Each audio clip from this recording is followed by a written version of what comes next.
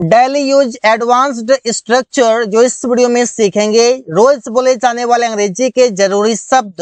About to मतलब कोई काम करने वाला ही है, वुड टू कोई काम करना चाहूंगा, यूज्ड टू आदि है, हैड टू करना पड़ा, गोइंग टू रहा है, एम अबाउट टू वाला हूं। ऐसे कई सारे शब्द हैं जो इस वीडियो में सीखेंगे।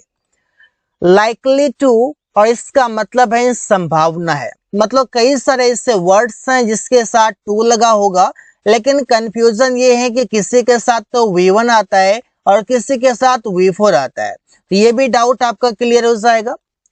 Subject plus is am are plus likely to plus V1 plus object, यहाँ पर V1 आएगा। रमेश को आने की संभावना है, तो Ramesh is likely to come. अब इस सेंटेंस को आप रिप्लेस करना अगर चाहें तो आप इस तरीके से बोल सकते हैं कि रमेश में कम टुडे। रमेश में कम, रमेश के आने की संभावना है, क्योंकि मे का प्रयोग आप संभावना के लिए कर सकते हैं, लेकिन इसका प्रॉपर हिंदी अगर बात करें तो रमेश आ सकता है, इसका ये मीनिंग है। उन लोगों को मैच जीतने की संभावना है, they are likely to win the match. तो आर लाइकली टू को अगर रिप्लेस करेंगे तो आप मे यहां पर लगा सकते हैं। येट टू बी, इसका मतलब है कोई काम करना बाकी है।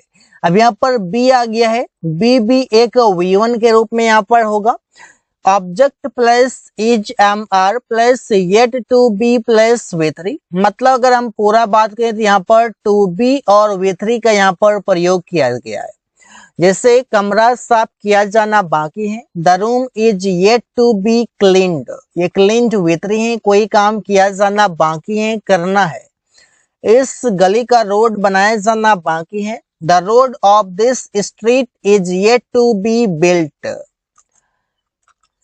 हैविंग टू और इसका मतलब है कोई काम करना पड़ रहा है, कोई काम करना पड़ता है, मतलब कंटिन्यूअस में तो पड़ रहा है। सब्जेक्ट होगा एजएमआर plus having to plus V1 plus subject होगा। हैविंग टू के साथ V1 लगेगा यहाँ पर।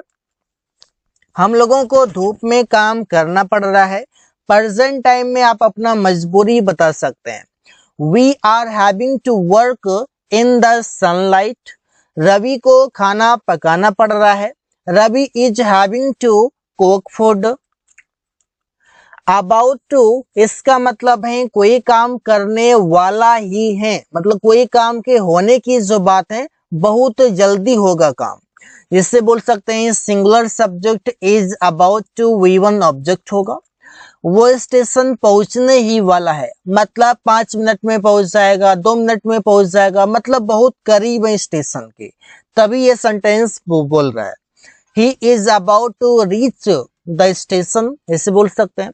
ट्रेन खुलने ही वाली है, मतलब कि अब हॉर्न दे दिए, अब एक मिनट में या 30 सेकेंड में खुल जाएगी। तो द ट्रेन या train is about to start, या फिर आप यहाँ पर बोल सकते हैं लीव, ये भी आप बोल सकते हैं। गोइंग टू इसका मतलब है कोई काम कर रहा है, जैसे subject plus HMR plus going to plus V1 plus object होगा। वो शादी करने जा रहा है, he is going to marry. अब शादी करने जा रहा है तो यहाँ पर आप समझ सकते हैं कि शादी करने की यहाँ पर प्लानिंग, यहाँ पर उसके फंक्शन की तैयारी, ये सब हो रहा है। मतलब वो प्रॉपर तरीके से जा नहीं रहा है, बल्कि उसकी प्लानिंग वगैरह हो रही है।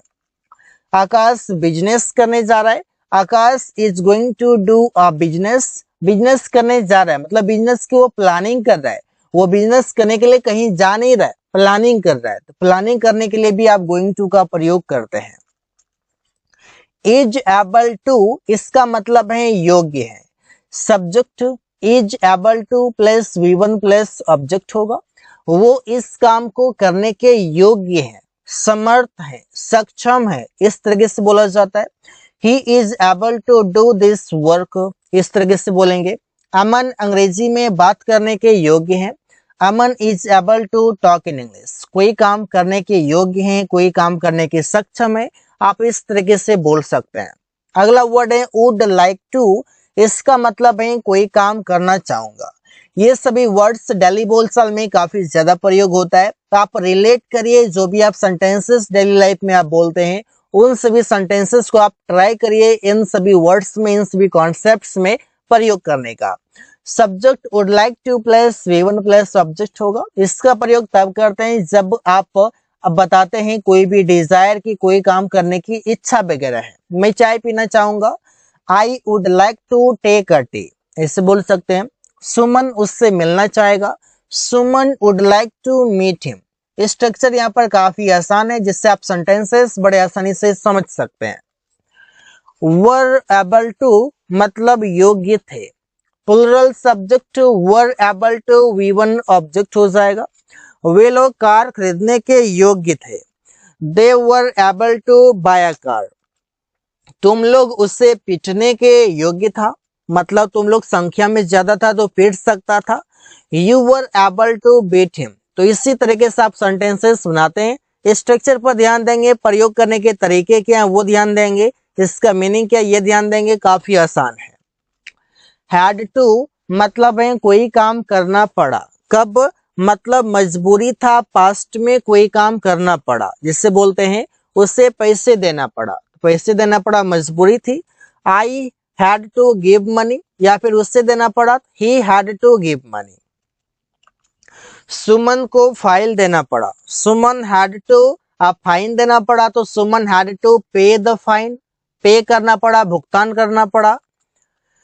वॉज गोइंग टू इसका मतलब है कोई काम करने जा रहा था, जिससे आप बोल सकते हैं वो अंग्रेजी सीखने जा रहा था। He was going to learn English, यहाँ पर आप समझ सकते हैं प्रॉपर तरीके से वो बाइक से, साइकिल से या पैदल जैसे भी वो अंग्रेजी सीखने जा रहा था।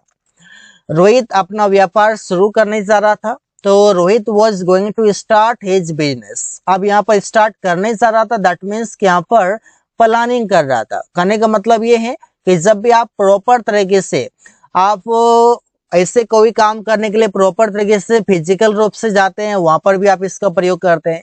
आप कोई प्लानिंग करते हैं, वहां पर भी इसका प्रयोग करते हैं।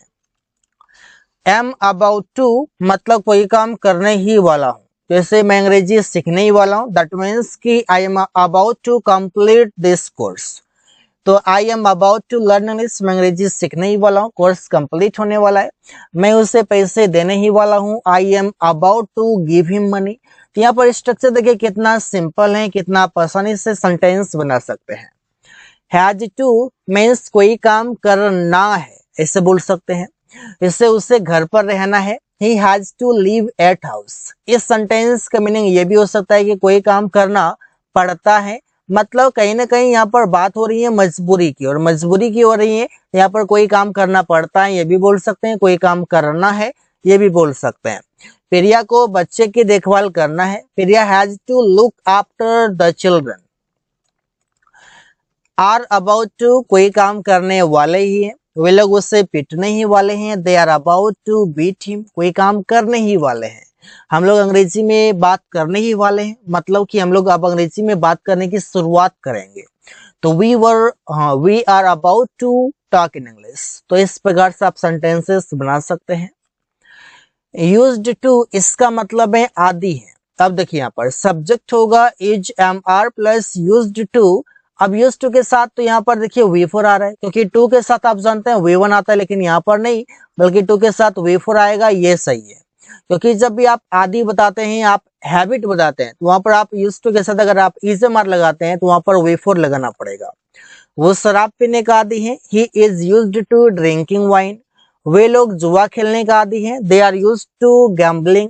यहाँ पर आप इस तरीके से देख सकते हैं, गैम्बलिंग V4 है, ड्रिंकिंग V4 है, इस तरीके से प्रयोग किया जाता है। So guys, thanks for watching, that's all for today.